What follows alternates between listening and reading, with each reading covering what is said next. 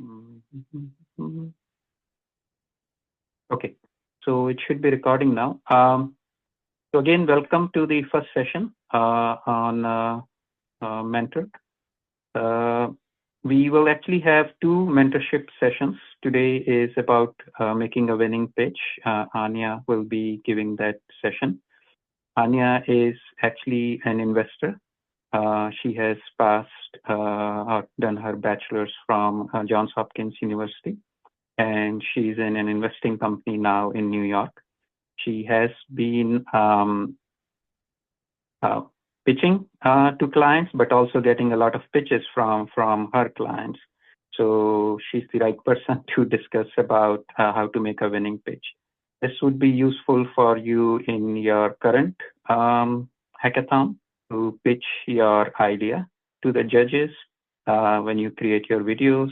But then this will also be useful for your during your professional life when you're trying to pitch your ideas to investors or as you are going to be an entrepreneur.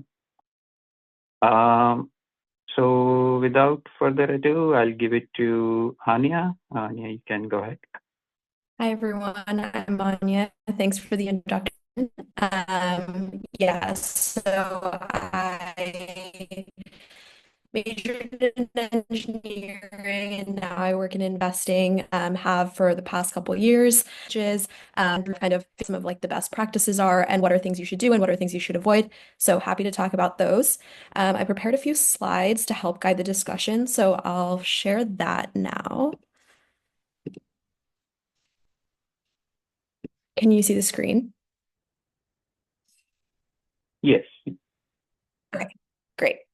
Awesome. Yeah. So today I'll be talking about how to deliver a winning pitch. And I think the first thing to talk about there is just why the pitch is important. I think it's important to understand the goal of the pitch so that you come in with the right mindset. And so basically, the main reason that the pitch is important is because it drives the first impression of anyone outside of your group or outside of your company.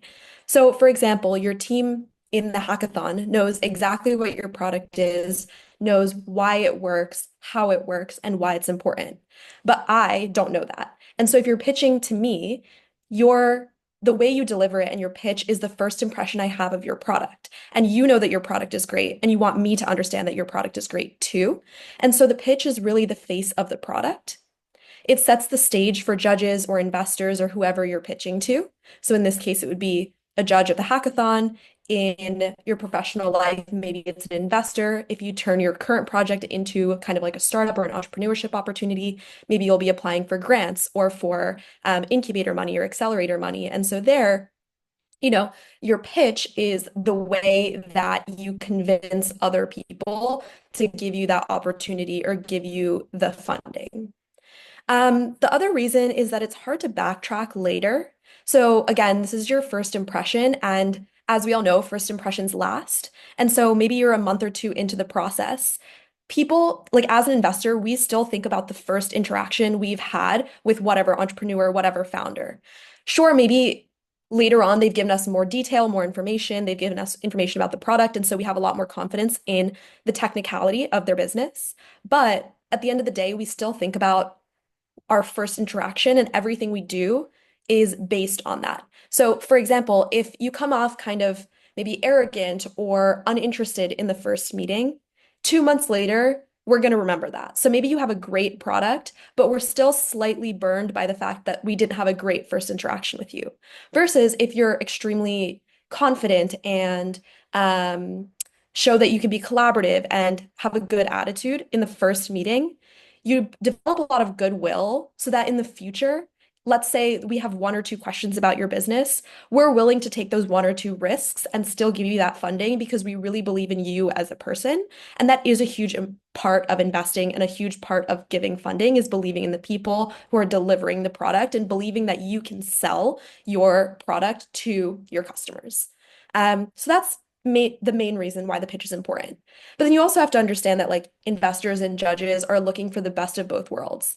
They want a great product and a stellar founding team or management team. And I know that's a lot to ask but it is the way. Everyone wants everything. And so you have to figure out how to deliver that. In that case, the pitch is equally important to the product. If you have a good pitch and a good product, you're going to get great reception.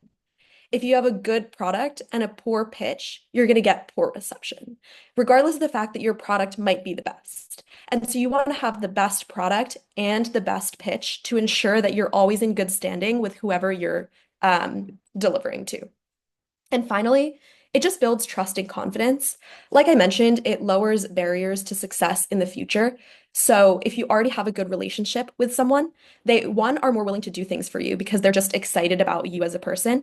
But it also helps you kind of win in the future. And so, for example, if I, as an investor, deliver one round of funding.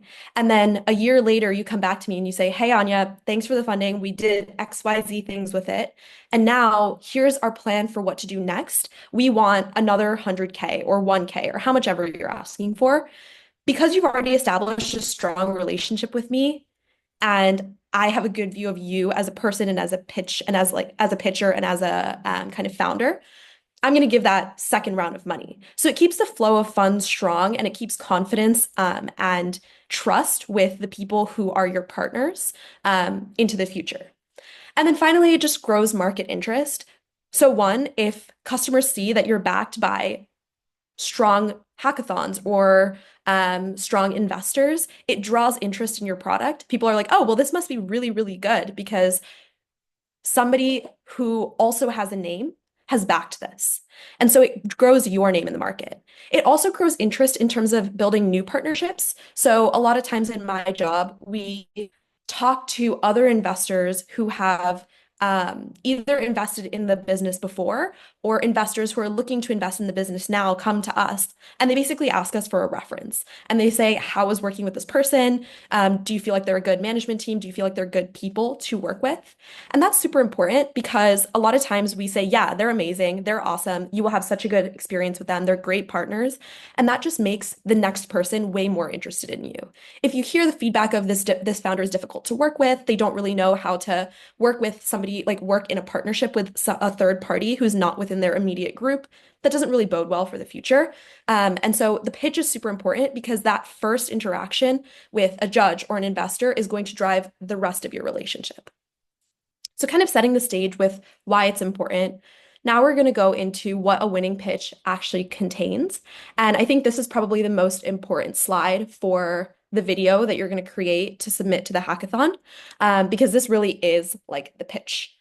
So the first thing you want to do is clearly define the problem statement. You're basically setting the stage to help your audience understand the problem you're trying to solve, solving some sort of core problem. But again, you know that problem really well. I, coming into your project, know nothing about your problem. And so you need to help me understand why it's a real problem and why I should care about it. The best way to do that is to present relevant information and underscore the white space. The white space is a term that we use to basically talk about the gap in the market. So it's like, what is not being addressed well today? What is a process that's difficult today? What is an area of the market that has historically been overlooked but shouldn't be anymore for any given reason? And that drives like a super important solution or a super important business because you're basically solving a problem that no one has solved successfully before. But again, you have to convince me of that problem. And the best way to do that is through some sort of research. That can be in a couple different ways. It can be like primary or secondary research. What that means is either just kind of like Googling on desktop, reading papers, citing these like relevant sources. There's also this idea of just like talking to people who are in the industry. So, for example, if you're building a healthcare AI solution, then that caters to physicians, then maybe you've talked to 4 or 5 physicians and you've collected their feedback, and then you've pulled out the problem based on their feedback, and you say the problem, and then you say, XYZ doctor has said this. And that just gives a lot of confidence that the problem you're describing to us is real. Another way to do it is testimonials. So this is similar to like interviewing somebody, but it's like a testimonial can also be if someone has beta tested your product and said, this is amazing because. And so like that's another way to talk about like where the problem lies, because within saying this product is great because the because is the problem. And so that's like a good way to also talk about why the problem exists. Sometimes it's also personal expertise. I think often we see founders who have worked in a particular space for a number of years and they've decided or they've kind of figured out this problem exists and I've noticed it multiple times having worked in this industry. Or maybe you're like a consumer of something and you see a core problem and then you want to go solve it. So industry or like personal industry expertise is also pretty important because you can talk about your own case. So you can say, I, as a student, have found that the financial aid portal is really difficult because of XYZ. Here's how I'm looking to solve it. So that's another way is to talk about like me as a personal customer finds a problem with this and I'm going to create the solution. And finally, you want to highlight why that problem matters, why your audience should care. So you care about the problem. Why do we? What makes it super important for us?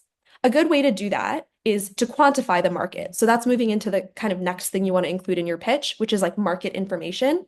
So now that you've defined the problem, you want to back that up with like who is actually affected, how large is that market, and who else has tried to solve this before.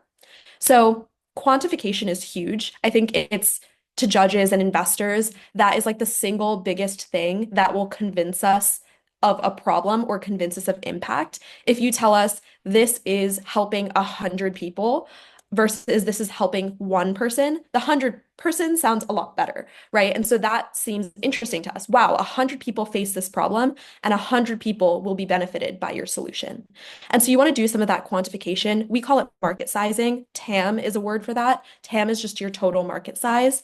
And so we often ask founders in our first interaction with them is, how large is this market? How many people are affected? How much money is that wasting today? And so that's a good way to quantify the problem and make it matter to us.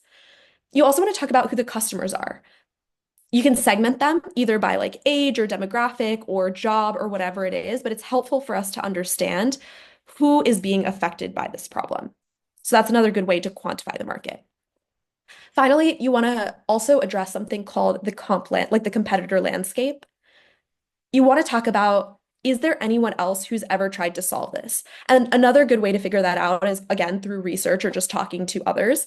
And a lot of times they tend to be like old solutions that were a first, like a V1 or V0, and they just haven't been good or they've been breaking down recently because of some reason. And so if those exist, you basically want to talk about who's done it before and why has it not been good enough or why is it not good enough anymore.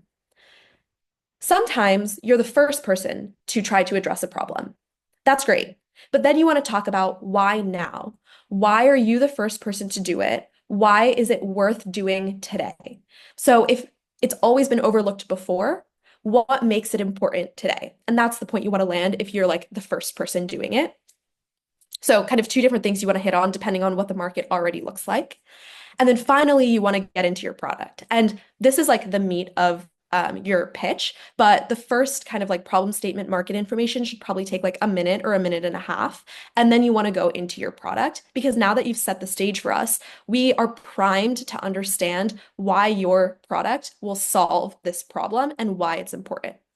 So when you're explaining your product, I would recommend you lead with impact. The reason I say this is because if you start off in the details, we'll follow you and we'll say, okay, yeah, we're going kind of in this direction. That makes sense. Then you give us the next detail. We turn down another road. And then finally we get to the point. But people have a lot like short attention spans, and you often don't have a lot of time to pitch to someone. So think about an elevator pitch. You have 30 seconds to explain to us what your product is. There's no time for the details. The thing that's going to catch our attention is the impact, is the solution. So the first thing you should say, one, just like one sentence description of what your product is, just so we're on the same page. And then the second thing you should say is why this solution solves the problem directly that you've laid out right before it. And so a good way to do this is quantifying with like the value drivers. So for example, you could say, our product saves a physician 10 minutes of time every time they go to code in like a patient visit or whatever it is. That's just an example. But for example, that means a lot to us. 10 minutes out of maybe a 15-minute process means you've basically cut their process down to a third of the time. And that means a lot. And so you want to lead with that impact first and then follow up with the details. So the details are definitely important, but you want to catch our attention with the hook and then provide the details because now we're interested. Now we want to know, how are you doing that? What did you build to get to that kind of outcome? And so there you want to follow up with the details and provide a very well-rounded view of the solution. And so that includes technical information. It includes talking about who the ideal customer or ideal user of it is. You can then also talk about who like adjacent users could potentially be, because often the best products are products that have a core market today, but have the potential to help others later. So again, in the healthcare AI example, let's say it's an AI solution for physicians to quickly answer patient questions. But then, so today, the core market is like a physician who's using it as a tool in patient visits to help them better diagnose a patient in the moment. But maybe there's an opportunity in the future to use that as a patient-facing portal to help answer the core user today, and how could that be expanded in the future if it can be. And finally, the main thing you want to land is product differentiation. And this is especially important if other people have already tried to solve this. So if other people have tried to solve it, what makes your product different, your solution different, and what makes it better? I would just recommend you flat out say it. Don't need to dance around the point. Just say, our product is better because. Our product is different because. And these are all of the things that investors and judges look for when they're kind of choosing the winning pitch. In the last couple minutes, I also just want to talk about how to actually deliver this winning pitch. So a couple quick things on presentation coaching. This is just like general best practices when you're speaking to someone or filming a video on, kind of how to do that. A lot of this I kind of tailored to filming a video because I think that's how you're presenting in this hackathon, but all of this also applies to when you're speaking to people face to face. So present with confidence, strong voice, know what you're talking about, show that you know what you're talking about, and keep your eyes up. I know sometimes on video it's hard to kind of keep looking into the camera because it's like you're not really talking to anyone, but you want to pretend like you're creating a conversation and you want to maintain that eye contact that you would have if you're in person on video to engage the judges and engage investors into wanting to continue watching your video and feel confident that you know what you're talking about. Next, you want to be concise but descriptive. This is a very delicate balance. As I mentioned, you want to lead with impact. You want to lead with the answer and then follow up with the details. So the concision comes from the idea of giving us the answer up front in a few key words, and then following up with the details. Both are important, but you want to make sure that we understand where your point is going to land before you give us the details so that you don't get lost in those details. Finally, the product should speak for itself and you should be augmenting it. So like I mentioned, the product and the pitch are both equally important, but at the end of the day, the point of a hackathon and the point of kind of entrepreneurship is to build a stellar product. So at the end of the day, remember that your product will be the next point of contact for a judge or an investor. So for example, in this hackathon, they're going to watch your pitch and then go through your product.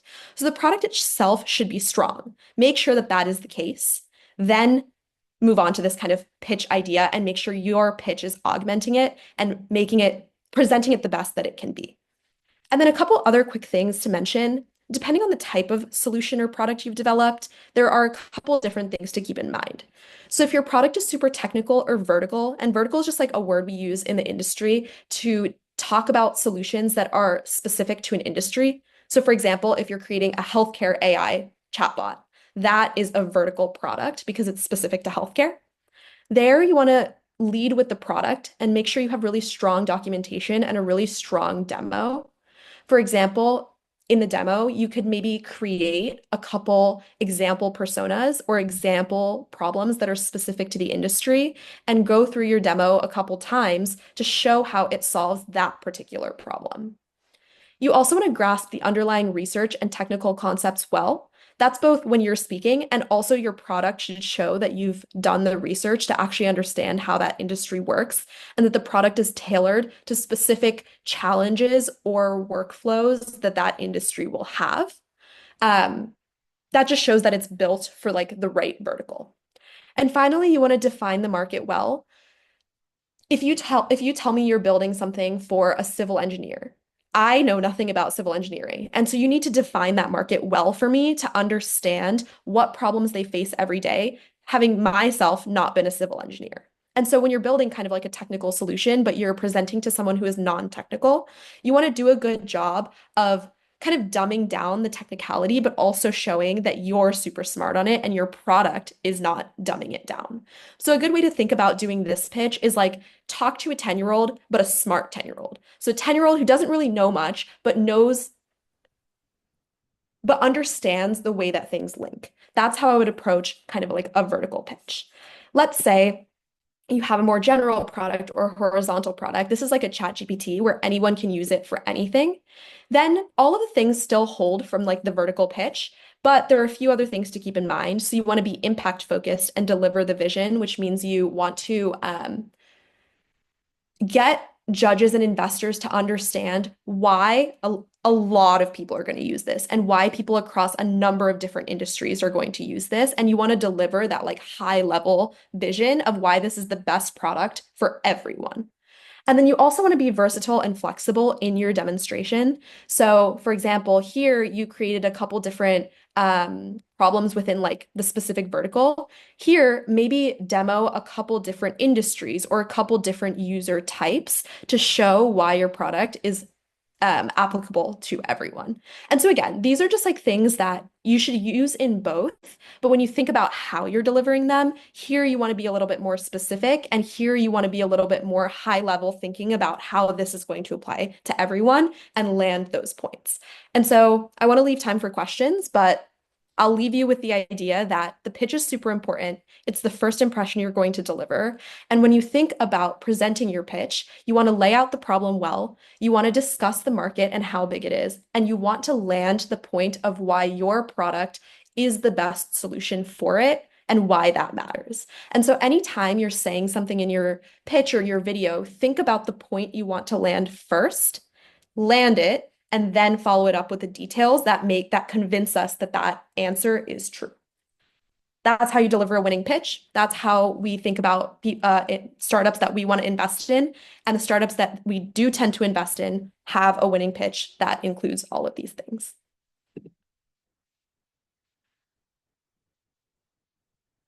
That was great, Anya. I hope everyone learned a lot from there. I think we can open it for question and answer. So yeah, if you guys have any questions, please unmute yourself and feel free to ask questions.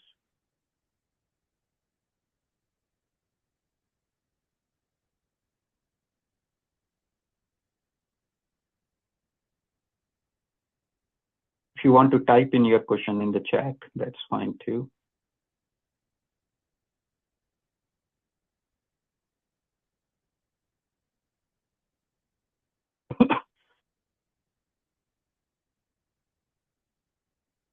Okay, if not, feel free to send any questions you may have via email or from on the Discord. And if you have further questions for Anya, I can reach out to her and hopefully we can get an answer, right, Anya? I think there's something in the chat. Yeah, of course. Thanks, Rachel. Oh, yeah, thank you, Rachel. I'd like to know if for pitch we are free on present. Oh, I think that's a question for you. Oh, to present with a graph or an animation. Yeah, of course. But I think that's a question for you of if they can present that way. Yeah. So yeah, and I'll quickly go over. Let me share my screen also. But let's see here. If you look at here, we are doing our hackathon has started on 1st April, and today was this first session. The first deliverable is on 12th, which is next Saturday. And that's when you also have the second session on imposter syndrome and how to overcome it with your career moves as you get into the professional life soon. So the first deliverable is actually a PDF with details of your product. And I would say what you learned from Anya now, maybe you can put that into your PDF deliverable. This is not a final deliverable. Once we get this one, we will have our judges look through it, and then we'll give you some suggestions, feedbacks, etc., through our mentors and judges, so that your second deliverable, if you get any feedback, you can try to incorporate that into your deliverable. Second would be on 19th, which is again a PDF file, but maybe a better version of what you delivered already.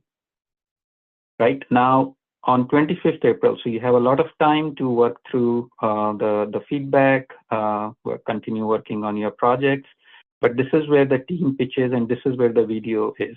And I think to the question is if you have graphics and anything else, that's fine.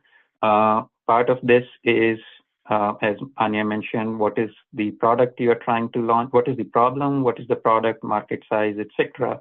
And then also maybe a demo of your product which you have built. You may not have built completely, but whatever you have done, a video of that would be great. And then, yeah, there will be evaluations after that. And then 5th May would be the announcements on that. I think they're also asking like if the presentation can be an animation where they're talking over it. Yeah. Any kind of video with anything like that is fine too. Yeah.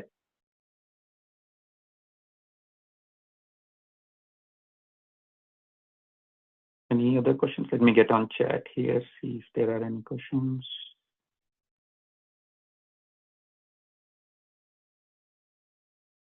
Okay, I think we are coming almost to the half hour here. I would say what we are trying to, the winning team here would be getting internships on our new product, weaveai.com, where we're creating a lot of AI avatars for different industries. And we have a lot of work there for both technical and business side to have internships on there. And we are looking for good, smart students to help us in that endeavor. Okay, I will give one more minute if you have any questions. Let me see on the chat here.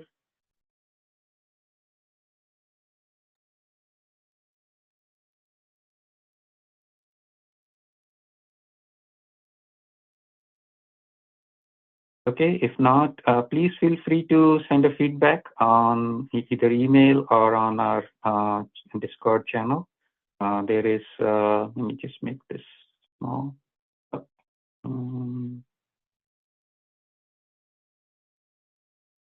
So on our general channel, you can ask any questions. We'll be happy to answer. You can ask questions to Anya, and I'll be sending it to her to get the response. But anything else, please feel free to ask questions here. Okay, if no more questions, thank you everyone. Continue building your product and good luck. Thank you. Thanks for hosting. Good luck, everyone.